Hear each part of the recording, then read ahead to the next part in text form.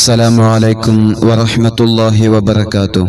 الحمد لله والصلاة والسلام على أشرف رسول الله وعلى آله وصحبه أجمعين أما بعد.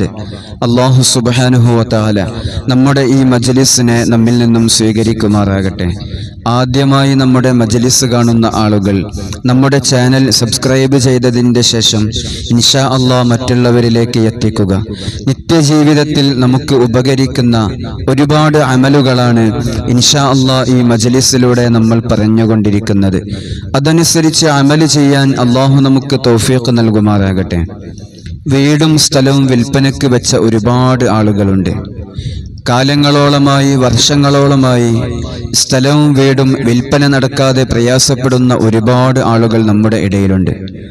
വളരെ ആഗ്രഹത്തോടെ, ഒരുപാട് സന്തോഷത്തോടെ, ഒരുപാട് പ്രതീക്ഷയോടെ, ഒരുപാട് കഷ്ടപ്പെട്ട് നമ്മൾ ഉണ്ടാക്കിയ വീടും സ്ഥലവും നമ്മൾ വിൽപ്പനയ്ക്ക് വെക്കുന്ന പല സാഹചര്യങ്ങളുണ്ട്.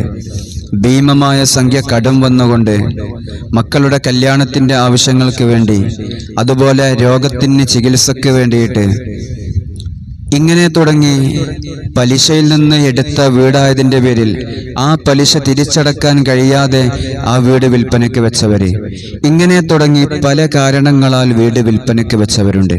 അള്ളാഹു അത്തരത്തിലുള്ള വലിയ വിഷമങ്ങളിൽ നിന്ന് നമ്മെ കാത്തു രക്ഷിക്കുമാറാകട്ടെ. ഒരുപാട് പ്രതീക്ഷയോടെ നമ്മുടെ സ്വപ്ന തുല്യമായി നമ്മൾ ഉണ്ടാക്കിയ വീടാണല്ലോ. അങ്ങനത്തെ പ്രയാസങ്ങളിൽ നിന്ന് അള്ളാഹു നമ്മെ ഏവരെയും കാത്തു രക്ഷിക്കുമാറാകട്ടെ. ഏതായിരുന്നാലും വീട് വിൽപ്പനയ്ക്ക് വെച്ചവർ, അത് വിൽക്കാൻ കഴിയാതെ പ്രയാസപ്പെടുന്ന ആളുകൾ ചെയ്യേണ്ട, സാധാരണഗതിയിൽ നമ്മൾ ചെയ്യേണ്ട ഒരു അമലാണ് ഇൻഷാ അല്ലാഹ് ഇന്നത്തെ മജ്ലിസിലൂടെ നമ്മൾ പറയുന്നത്. എന്നാൽ ചില ആളുകളുടെ കാര്യത്തിൽ അവരുടെ വീടിന്റെ, സ്ഥാപനങ്ങളുടെ, ആ സ്ഥലത്തിന്റെ മുടക്കങ്ങൾ, അതിലുള്ള തടസ്സങ്ങൾ എന്തൊക്കെയാണോ അതൊക്കെ നോക്കിയിട്ടാണ് അതിന്റെ പ്രതിവിധി നമ്മൾ നൽകുന്നത്.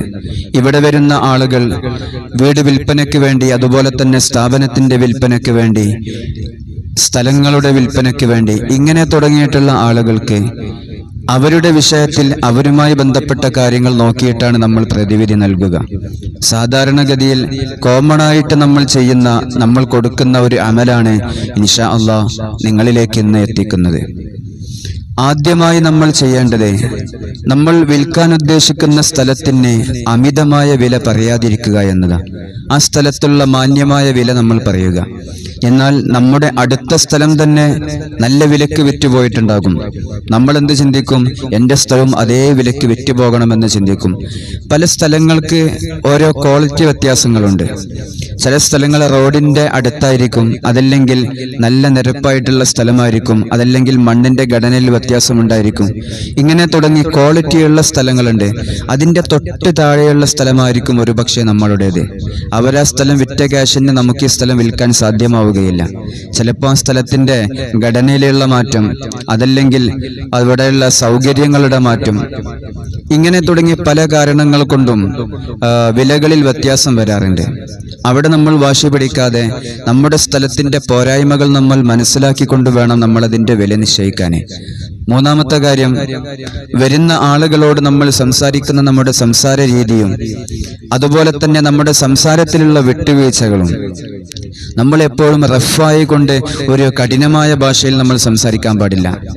നമ്മളൊന്ന് മയത്തോടുകൂടി രണ്ടു കൂട്ടർക്കും ഇഷ്ടപ്പെടുന്ന രൂപത്തിൽ എന്ത് ചെയ്യണം? നമ്മുടെ കമ്മ്യൂണിക്കേഷൻസ് മാറണം. എന്നാലേ സുഗമമായ കച്ചവടം നടക്കുള്ളൂ. ഈ കഴിഞ്ഞ ഈ ഒരു മാസത്തിന്റെ ഉള്ളിൽ ഇവിടെ വന്നുകൊണ്ട് റിയൽ എസ്റ്റേറ്റ് ഒക്കെ നടത്തുന്ന ഒരാളാണ്. അപ്പൊ ഇവിടെ വന്നിട്ട്, ഉസ്താദേ, അവർക്ക് ആ സ്ഥലം ആവശ്യമുണ്ട്, പക്ഷെ അവൻ ഇന്ത്യക്ക് മേടിക്കൂല. അവൻ ആ സ്ഥലത്തിന്റെ വിലയും ഒക്കെ അവനെ ഓക്കെയാണ്, പക്ഷെ എൻ്റെ അടുത്തുനിന്ന് അവൻ മേടിക്കുന്നില്ല. അപ്പൊ ഇവനുമായി ബന്ധപ്പെട്ട മറ്റൊരു വ്യക്തിയോട് അവനക്ക് ആ സ്ഥലം വേണമെന്ന് അവൻ ആവശ്യപ്പെട്ടിട്ടുണ്ട്, ഇന്നാലിന്റെ എമൗണ്ട് കൊടുക്കാന്നും പറഞ്ഞിട്ടുണ്ട്. പക്ഷെ ഈ വ്യക്തിയോട് സംസാരിച്ചിട്ട് അവനത് മേടിക്കൂല. നമ്മുടെ ജീവിതത്തിൽ തന്നെ നമുക്കത് പരിചയം ഉണ്ടാകും. പല കാര്യങ്ങളും അങ്ങനെയാണ്. അപ്പോൾ നമ്മുടെ സംസാരത്തിലും നമ്മുടെ ഭാവത്തിലും അതുപോലെ തന്നെ നമ്മുടെ സ്വഭാവത്തിലൊക്കെ ഒരു വിട്ടുവീഴ്ച വരിക. ഇതാണ് നമ്മൾ ആദ്യമായിട്ട് നമ്മുടെ ഭാഗത്ത് നിന്ന് ചെയ്യേണ്ടത്. അതുപോലെ തന്നെ പല ആളുകളും നമ്മുടെ സ്ഥലം വന്ന് കാണും, അതുപോലെ തന്നെ വില പറയും. അതിന്റെ ശേഷം അത് നമ്മളിലേക്ക് അടുത്ത് വരും. അതിന്റെ അവസാന ഘട്ടങ്ങളിൽ അതങ്ങ് ഒഴിഞ്ഞു പോവുക, അതിൻ്റെ ഒരു മുടക്കം സംഭവിക്കുക. ഇങ്ങനെയൊക്കെ വിഷമങ്ങൾ അനുഭവിക്കുന്നവർ ആദ്യമായി നമ്മൾ ചെയ്യേണ്ടത് മഹാനായ ഹിളർ നബി അലൈഹി സ്വലാത്തു വസ്സലാമിന്റെ പേരിൽ 7 ഫാത്തിഹ നമ്മൾ പാരായണം ചെയ്യുക. ജീവിച്ചിരിക്കുന്ന നബിമാരിൽ ഒരു നബിയാണ് മഹാനായ ഹിളർ നബി അലൈഹി സ്വലാത്തു വസ്സലാം. അതിന്റെ ശേഷം പരിശുദ്ധമായ ഖുർആനിലെ സൂറത്തുൻ നസ്ർ 21 തവണ നമ്മൾ പാരായണം ചെയ്യുക. ഇദാ ജാഅ നസ്റുല്ലാഹി വൽ ഫത്ഹ് എന്ന് തുടങ്ങുന്ന ആ സൂറത്തിനെ 21 തവണ നമ്മൾ പാരായണം ചെയ്യുക. അത് രാവിലെയും വൈകുന്നേരവും നമ്മൾ 7 ഫാത്തിഹയും ഈ സൂറത്തിനെയും നമ്മൾ പാരായണം ചെയ്യണം. 7 തവണ ഫാത്തിഹയും 21 തവണ ഇദാ ജാഅ നസ്റുല്ലാഹി വൽ ഫത്ഹ് എന്ന സൂറത്തും നമ്മൾ പാരായണം ചെയ്യുക. ഈ അമലിനെ രാവിലെയും വൈകുന്നേരവും നമ്മൾ ചെയ്യണം. നമ്മൾ വിൽക്കാൻ ഉദ്ദേശിക്കുന്ന സ്ഥലത്തിന്റെ എല്ലാ തടസ്സങ്ങളും മുടക്കങ്ങളും നീങ്ങി അള്ളാഹുവിന്റെ ഒരു സഹായം നമുക്ക് ലഭിക്കാൻ, നമ്മുടെ കച്ചവടം നമുക്ക് എളുപ്പമാകാൻ, വളരെ വേഗത്തിൽ ആ വീട് വിൽപ്പന നടക്കാൻ വേണ്ടി, ആ സ്ഥലം വിൽപ്പന നടക്കാൻ വേണ്ടി നല്ല നീയത്തോടെ ഈ അമല് നമ്മൾ ചെയ്യുക. എന്നിട്ട് അള്ളാഹുവിലേക്ക് ആത്മാർത്ഥമായി നമ്മൾ ദുആ ചെയ്യുക. ഇൻഷാ അള്ളാഹു അതിന് പരിഹാരം നമുക്ക് കാണിച്ചു തരും. നമ്മളിലേക്ക് ആ കച്ചവടം അള്ളാഹു എളുപ്പമാക്കി തരും.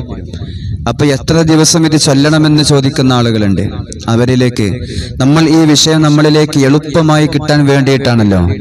അത് നമ്മൾ ജീവിതത്തിൽ അങ്ങനെ പതിവാക്കുക. നമ്മളിലേക്ക് കാര്യങ്ങൾ അടുത്തു വരുന്നത് വരെ നമ്മുടെ ജീവിതത്തിൽ നമ്മൾ പതിവാക്കി കഴിഞ്ഞാൽ വിൽക്കാൻ വെച്ച വീട് വളരെ എളുപ്പത്തിൽ അള്ളാഹു അത് വിൽക്കാനുള്ള മാർഗം നമ്മുടെ മുന്നിൽ നമുക്ക് കാണിച്ചു തരും.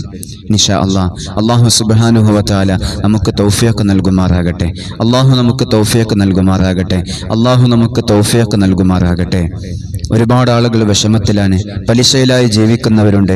അള്ളാഹുവെ നീ സലാമത്ത് നൽകണേ അല്ലാ, നീ സലാമത്ത് നൽകണേ അല്ലാ. ഇൻഷാ എല്ലാവരും ഈ അമല് ചെയ്യുക.